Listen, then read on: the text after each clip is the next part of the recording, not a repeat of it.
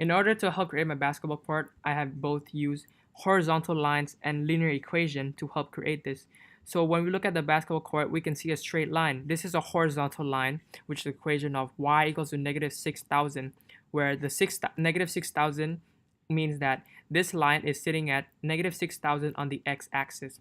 And I have given it certain range for this to give the shape of the basketball court. For this particular line is at negative 6,000, which is this part, and then 10,500, which is this part.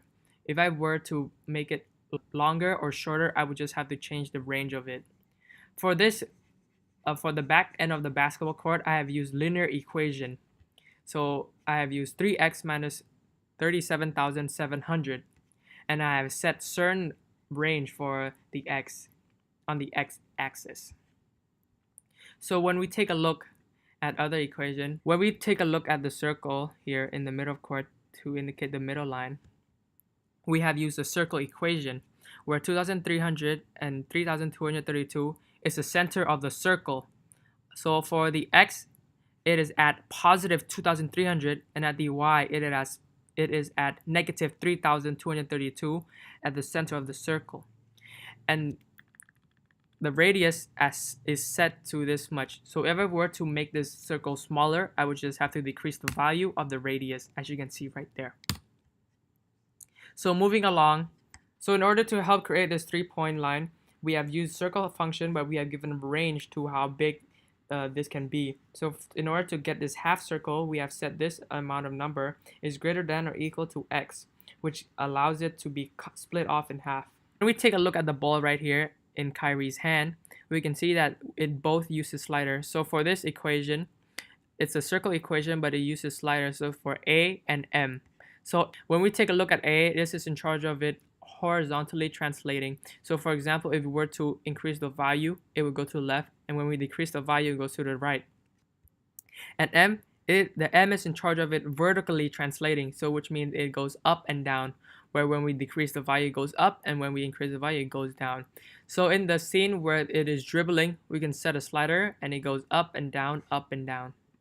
When we take a look at Kyrie's teardrop face, we use ellipsis function, which is y plus c minus 200, where c is set for the slider right here.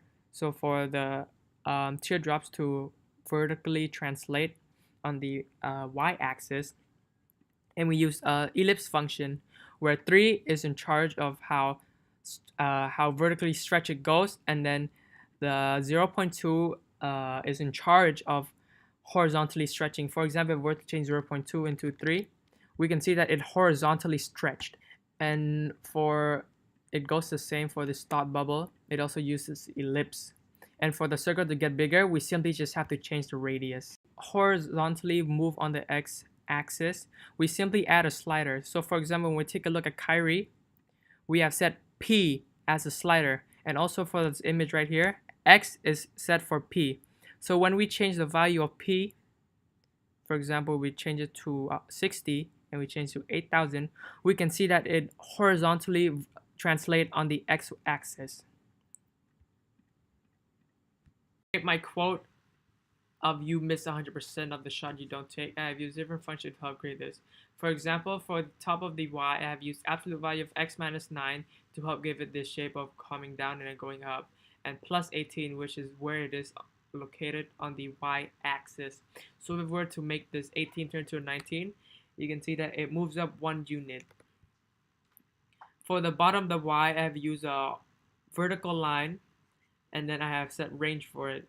And for this O, I basically use a circle function and set where it is on the x and y axis and given the radius of 2, which gives it the size. In order to help create the U, I have also used a circle function, but I have given it limit range for the bottom, so it does not create a full circle, but half of the circle. And y is less than 17, and then I have used 2 vertical line to help create this 2. For this M, I have used linear equation to help give it a negative slope, and then for this other M, I used linear equation but gave it a positive slope, which makes it goes up. And then for the for this S, this is where part get challenging. I have used 1, 2, 3, 4 different circles, but then I have given it certain range so that this circle will only be from here to here, from 18.5 on the y-axis, and then this also 18.5, and then for this I've given it x range, and then for this I've given it x range, and for this I've given it y range. And for this 100, I basically use the same function as the top. As a percentage, I've used circle, and then for this, I use linear equation.